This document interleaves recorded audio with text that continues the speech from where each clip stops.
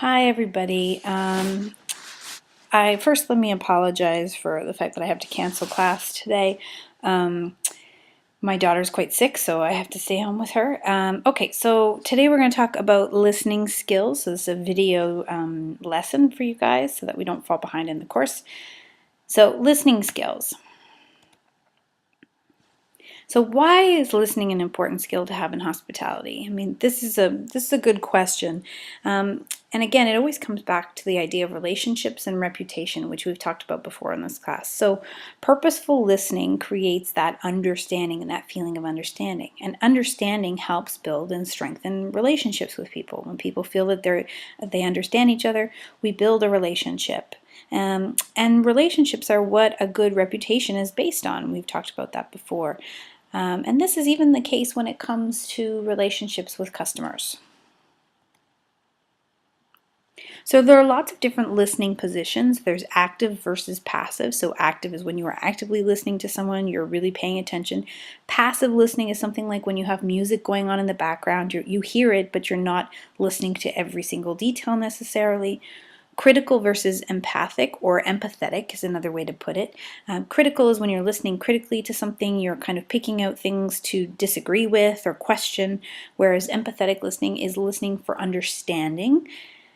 Reductive versus expansive is essentially, reductive means reducing, so understanding to deduce or reduce, understand what a person is saying so that they say something, you want to make sure that you understand what they're saying. So it's kind of that call and response kind of feeling. Whereas expansive is listening to expand your mind. So expansive listening is a typical lecture. You're listening to a lecture in one of your classes. Expansive is you're listening to expand your mind. So that's a good way to remember. So in hospitality, we most often use empathetic or reductive. So the two most common types of listening in hospitality, empathetic listening and reductive listening. So empathetic, again, it goes beyond hearing. So it's that which conveys nonverbal communication rooted in understanding and respect. And this is from a great article called Empathetic Listening, a crucial message for hospitality's front lines. So it's very important that customers understand or customers feel that you understand what they're saying and also that you empathize with them. Reductive listening is listening to find the solution or fix the problem and move on. So this is listening that is really based in results. So you're trying to figure out what somebody wants so that you give them the result that they need. This is from a great article called What's Your Listening Position? So it's hard sometimes to do both of these things together, especially in hospitality. And you are asked often to be both empathetic and kind of listen and not rush the person, but then at the same time you are often stretched for time and you need to do reductive listening, which is get to the point really quickly and fix the problem and move on. So it is very difficult sometimes to do these two things together, and that's where listening really comes in as a skill in hospitality. So why is empathetic listening so important in hospitality? There are lots of different reasons for this, but the main reason is that people want to be heard. People want to feel like they what they are going through is being understood by this person on the other end. And that's just part of dealing with people in hospitality. So empathetic listening tips, a couple of different ones.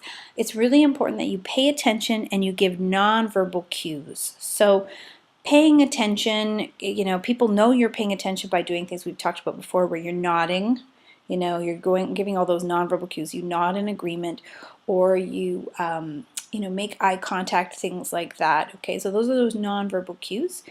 It's also important you ask questions, but not too many questions. So you want those clarifying questions that we talked about in the routine request. But you don't want to ask too many people. You don't want to make people feel like they're being grilled, right? You want people to feel like they're on the spot. But it's a good idea to ask questions. It lets people know that you're listening by, occasionally asking that question. Mirror the customer's feelings, and mirroring is exactly what it says. So if somebody is frowning or upset, you also don't want to be sitting there smiling at them, right? Because that's not very, you're not mirroring their feelings.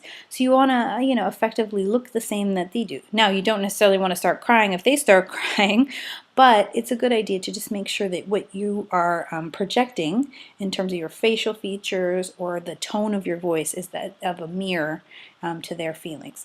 Don't interrupt. Always important if someone is going on and on about certain things that are very personal. Try not to interrupt. That can be very difficult sometimes when we are trying to do reductive listening at the same time.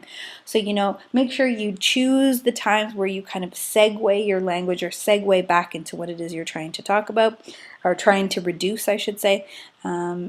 But yeah, try not to abruptly interrupt people. And don't undermine people's feelings. It's very important. Some people sometimes will say, oh, I'm feeling this, I'm very upset about this one thing, and people will sometimes be like, oh, well, it could be worse, right? And that's a way that people kind of undermine other people's feelings, and it makes the person who's experiencing the emotion feel like what they're feeling doesn't matter. It's not that big a deal. That is not a great way to kind of get people to feel better. In fact, people typically want someone to acknowledge their feelings, and already that makes a person feel much, much better. So when we're talking in the context of, customers and clients and people we don't really know that well, we also have to keep in mind with empathetic kind of listening skills and empathy in general, when is it too much? So if you have a client or a customer who is maybe divulging too much personal information to you, or you're finding that it is really emotionally draining, there are a couple tips you can work on to kind of move away from that. So one of them is you can use flattery. So if someone is feeling really negative about something, you can also maybe segue by saying, well, what I've noticed in my short time that I've known you is that you were very good at XYZ, or you're very kind about XYZ. It doesn't have to be something really necessarily about a physical appearance, but it can be something about a personality, very small thing. Sometimes that can just turn things around a little bit and make the person kind of get back on track, right? The other thing you can do is enlist help. So let's say if you're working at a front desk with someone else, and the two of you are behind the front desk, and you have a customer who comes up and they are very upset about something and it's very personal, you can kind of sometimes look to the person next to you who no doubt has heard everything that is going on and sort of say, I don't know, what do you think, coworker? How could we maybe improve things a little bit more? The reason behind that is that sometimes when people are kind of divulging too much personal information, by bringing in another person, it might sometimes make them kind of snap out of it a little bit, because all of a sudden then it's becoming a little bit more public rather than just having a conversation with you.